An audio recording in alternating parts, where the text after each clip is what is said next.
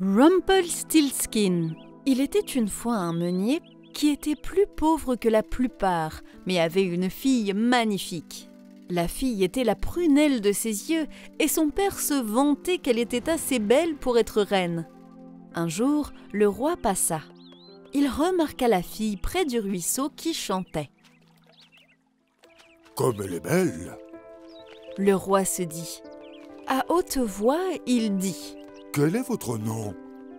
Avant que la fille ne puisse répondre, son père répondit. « S'il vous plaît, monsieur, c'est ma fille. Une fille plus belle que vous ne verrez jamais. » Le roi les regarda tous les deux avec intérêt depuis son beau cheval gris tacheté. « En effet, elle a un joli visage. » Il répondit. Le cœur du meunier se gonfla de fierté. « Bien sûr, mais il y a plus en elle que son visage. » Il dit. « Comment ça, monsieur le meunier ?» Le roi demanda curieusement. « Eh bien, elle peut... Le meunier essaya désespérément de trouver quelque chose qui puisse impressionner le roi. Ses yeux rencontrèrent ceux du roi et il baissa les yeux vers ses pieds. Il regardait les poulets se gratter dans la paille jaune à la recherche de verdure. « Je pense qu'elle peut transformer la paille en or. » Il s'exclama avec un regard d'immense triomphe.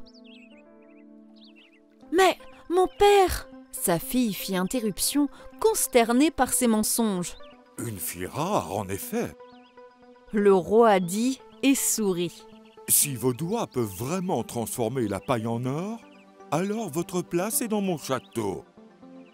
Viens avec moi et je verrai si c'est vrai. » La jeune fille ne put faire autrement que d'obéir à son roi et ensemble, ils se rendirent à son château.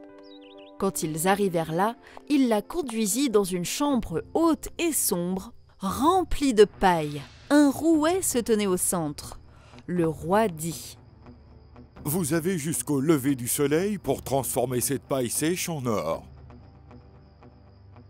Et si tu ne le fais pas et que ton père m'a menti, alors tu mourras. » La jeune fille entendit la voix de l'autre côté de la porte et elle fut si terrifiée qu'elle se mit à pleurer.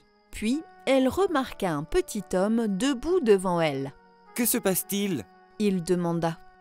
« Je suis si malheureuse » pleura la fille. « Le roi m'a demandé de transformer toute cette paille en or d'ici demain matin et je n'ai pas la moindre idée de comment le faire. »« Que me donneras-tu si je le fais pour toi ?» Le petit homme demanda. « Le médaillon autour de mon cou » elle répondit. Le petit homme prit le médaillon, s'assit et se mit aux commandes. Et en un rien de temps, les ballots de paille furent déchiquetés en une pile de bobines de fils d'or somptueux. Dès que le soleil se leva, le roi déverrouilla la porte et se réjouit de voir tant d'or autour de lui. Mais son sac à main était encore loin d'être plein, et il lui fallait beaucoup plus d'or pour payer les soldats qui gardaient sa terre des voisins cupides. Il emmena la fille du meunier dans une pièce beaucoup plus grande et lui dit de transformer toute la paille en or dès le lendemain matin. Cette nuit-là, la jeune fille se mit à pleurer de nouveau car elle savait que sa tâche était désespérée. Mais encore une fois, le petit homme apparut et de nouveau, il dit « Que me donneras-tu si je transforme la paille en or pour toi ?»« La ceinture autour de ma taille » elle dit. Le petit homme prit la ceinture et tourna de nouveau le rouet à plein régime et les bobines se remplissaient de fils d'or fin jusqu'à ce qu'il n'y ait plus de paille. Le roi se réjouit au plus haut point de cette vue. Il savait qu'avec un peu plus d'or dans sa trésorerie, il pouvait vraiment relancer le pays. Alors, il remplit sa plus grande chambre de paille et y conduisit la fille. « Si tu transformes toute cette paille cette nuit, il dit, je te prendrai pour épouse et tu n'auras plus jamais besoin de faire tourner la paille. » Quand la jeune fille fut seule, le petit homme apparut pour la 3e fois et dit « Que me donneras-tu si je fais tourner la paille encore une fois ?»« Je n'ai plus rien à te donner, » elle répondit. « Alors, promets-moi que tu me donneras ton premier enfant quand tu seras reine. » dit le petit homme. La jeune fille pensait que beaucoup de choses pouvaient arriver avant cela, alors elle lui a promis tout ce qu'il exigeait.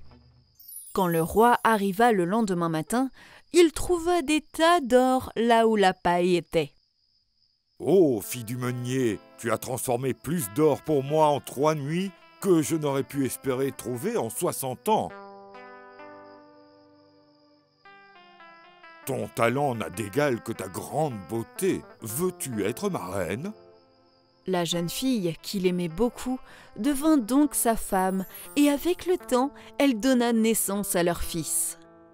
Elle oublia la promesse qu'elle avait faite au petit homme jusqu'au jour où il entra dans la pièce et dit « Maintenant, donne-moi ce que tu m'as promis. » La reine fut consternée et le supplia de prendre tous ses bijoux et ses richesses à la place. Il refusa et dit ensuite « Puisque vous pleurez si amèrement à la perte de votre bébé, je vais vous donner une autre chance de le sauver. Vous avez 3 jours pour deviner quel est mon nom. Et si vous le devinez, alors vous pourrez le garder. » La reine resta éveillée toute la nuit en essayant de se rappeler tous les noms qu'elle avait déjà entendus. Quand le petit homme arriva le lendemain, elle commença par Nicolas, Timothée, Gérald et tous les autres noms qu'elle connaissait. Mais après chaque nom, il dit « Non, ce n'est pas mon nom. » Le lendemain, elle lut tous les livres de la bibliothèque royale et mémorisa tous les noms peu communs qui s'y trouvaient. Elle demanda « Tu t'appelles Nimrod ou Noah ou Marmaduke ?» Mais il répondit toujours calmement « Ce n'est pas mon nom. » Le 3e jour, elle envoya des messagers dans tout le pays pour apprendre comment les gens appelaient leur enfant. Finalement, un messager revint et dit « Votre Majesté, je n'ai pas pu trouver de nouveaux noms. Mais sur une haute colline où les renards et les lièvres se souhaitent bonne nuit, j'ai vu un petit homme danser autour du feu et chanter. Oh, un petit merci pour mon nom royal. Ce Rumpelstiltskin est mon nom. » Imaginez la joie de la reine quand elle entendit ce nom. Mais quand le petit homme arriva cette nuit-là, elle demanda d'abord « Vous vous appelez Roger ? Non. Vous vous appelez Robert ? Non. C'est peut-être Rumpelstiltskin ? Oh, diable que oui, c'est ça. » Il cria et enfonça son pied dans le sol avec une telle fureur qu'il se scinda en 2.